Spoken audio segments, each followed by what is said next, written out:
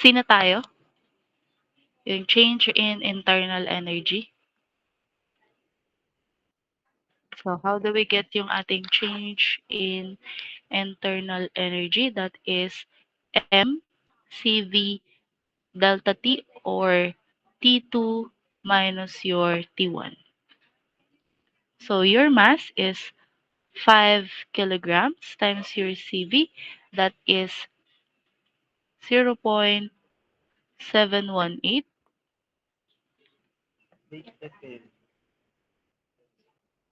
kilojoule per kilogram Kelvin times yung ating temperature 2.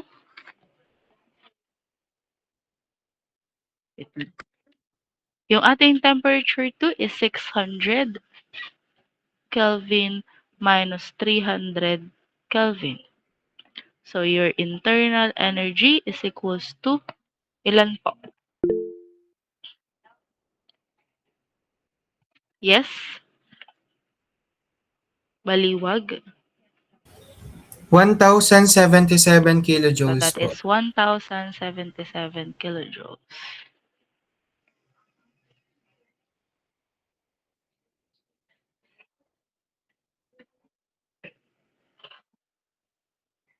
Ayan. So next naman natin is we will be getting si work natin. So anong formula ni work? That is pressure times your velocity 2 minus your velocity 1. Since meron na tayong velocity 2 and velocity 1, we will going to find first yung ating pressure. Since ang given na pressure dito is hindi siya sa system. Siya ay sa surrounding na pressure. So we will be getting the system's pressure. How do we get that? By using yung ating PVMRT.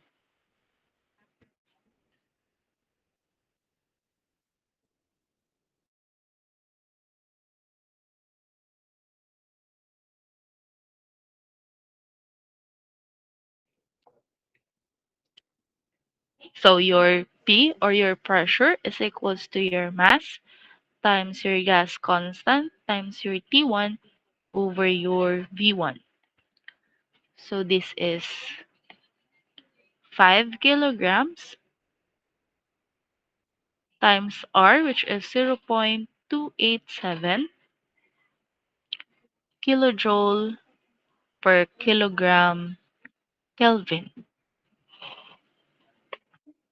times 300 Kelvin all over 0.5 cubic meter. So, makakancel natin dito si kilogram, si Kelvin, and then yung ating cubic meter. Since your kilojoule is kPa times your cubic meter. So, matitira sa atin is kilopascal. So, your P is equals to how many kilopascal? Yes. Sino to? Claveria. 861 kilopascal po. So, that is 861 kilopascal. Then, we can compute na yung ating work done by the system. So, that is 861 kilopascal times yung ating volume 2, which is 1 cubic meter, minus 0.5 cubic meter. So, your work is equals now to how many kilojoule po?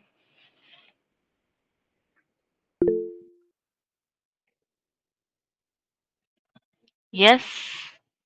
Sino po ito? Wait lang. Si Rave Harvey. 430.5 po kilojoules. That is 430.5 kilojoule.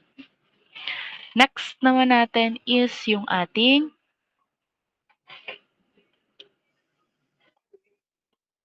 heat added. So, how do we compute naman yung ating heat addition? So, we know yung ating general formula for your conservation of energy is equals to your kinetic energy in plus your potential energy in plus yung ating internal energy in plus heat added is equals to your kinetic energy out plus your potential energy out plus your internal energy out plus yung ating work. So to simplify po this one, your Q is equals to the change in kinetic energy plus change in potential energy plus yung ating change in internal energy plus yung ating work. So your Q is equals to what is our change in kinetic energy? That is 0 plus your change in potential, that is 73.575 kilojoule, plus change in internal energy, that is 1077 kilojoule. And then your work, so what is our heat added?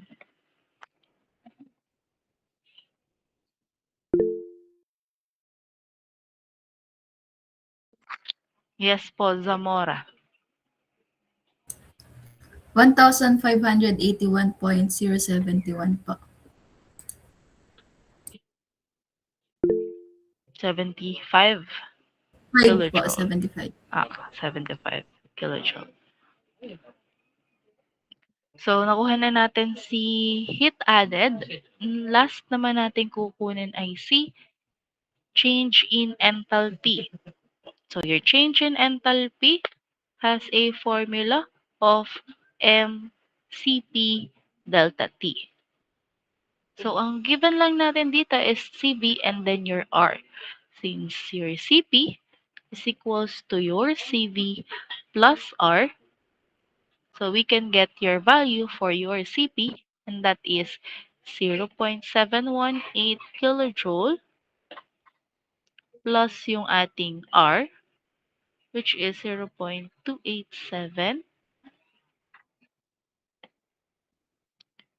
So what is our Cp?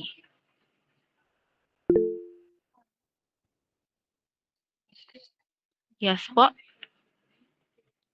Jomil. 1.005 po. Okay po. That is 1.055. 005. So that's 1.005.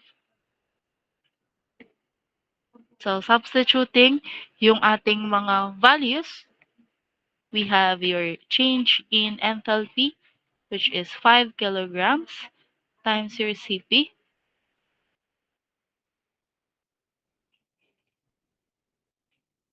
times yung change in temperature, which is 600 Kelvin minus 300 Kelvin. So what is our change in enthalpy?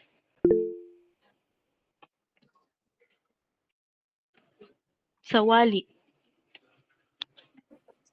1,507.5. So that is 1,507.5 kilojoule. Ayan. So alam niyo na to get your different energy. So try to answer this one po.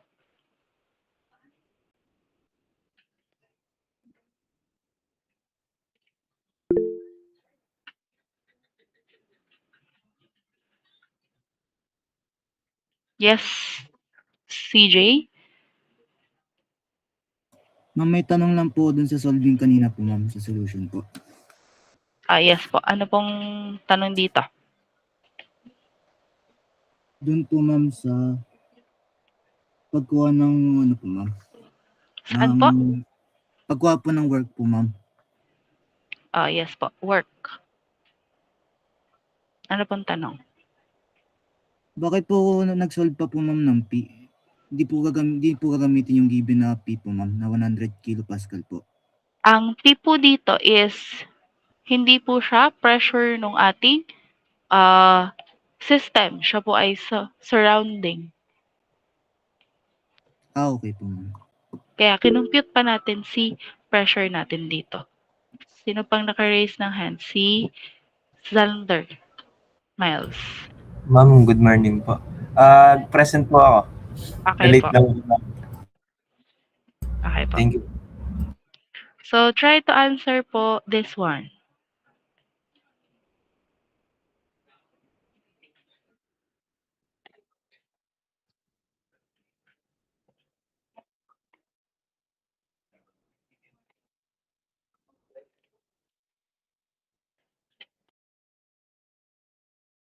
So, we are going to find the change in internal energy in BTU and change in enthalpy and then your heat transfer po or yung ating Q.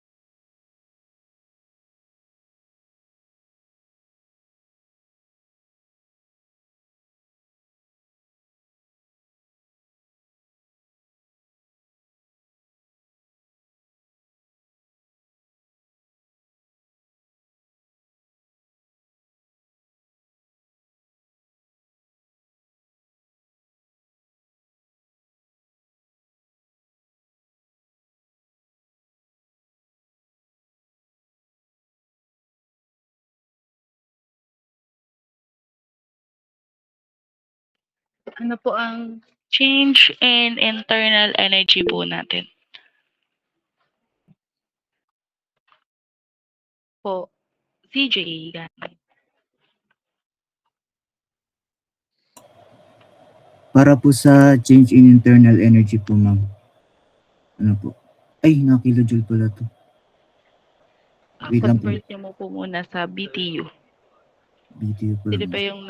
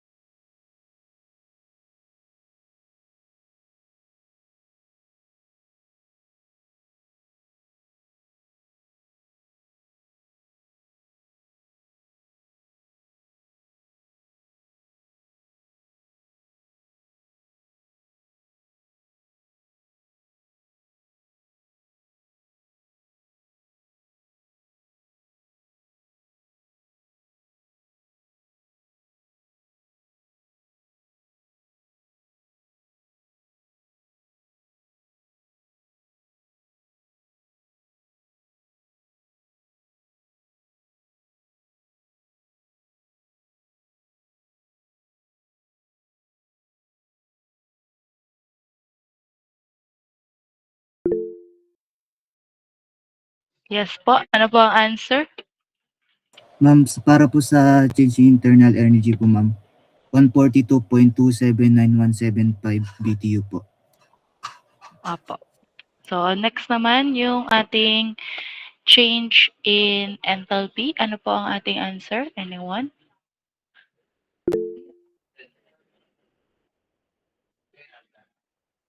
Yes po, Alcorde. Ma'am, try lang po. Ang sagot po ba ay 199.15, 1512, 129 BTU.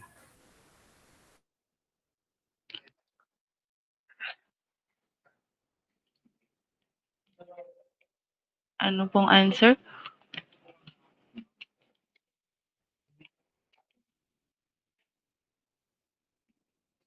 Apo, tama po yun. Next is yung ating heat transfer naman. Last.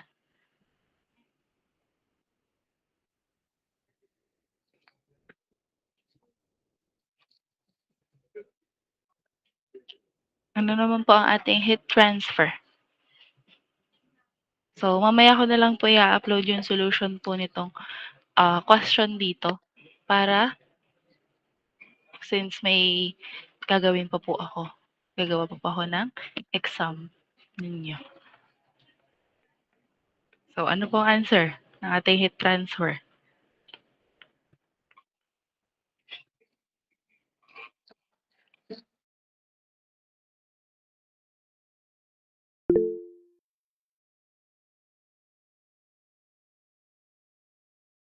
Maliwag. 150.1045 kilojoules po. Since constant po ang volume. Apo. So, may question po sa ating diniscuss. So, if wala na pong question, thank you po for attending our meeting. Have a nice day po. Meron pong nagtaas ng kamay. Si Rave Harvey. Ma'am, good morning po. Sa conversion po ng Celsius to Kelvin, ano pong gagamitin natin? 273.60. 273. Okay po. Thank you po. 273 po. Si CJ, ano pong question?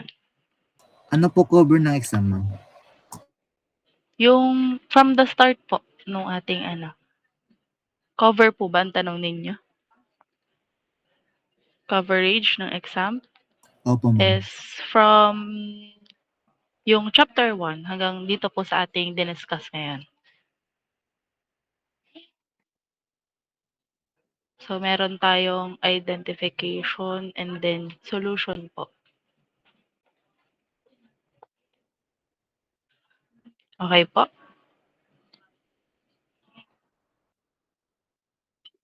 May question pa po? If wala na po, thank you po for attending our class. Have a nice day po. Thank you po, ma'am. Thank you po. Thank you po, ma'am. Ayun, thank you po. Thank you po.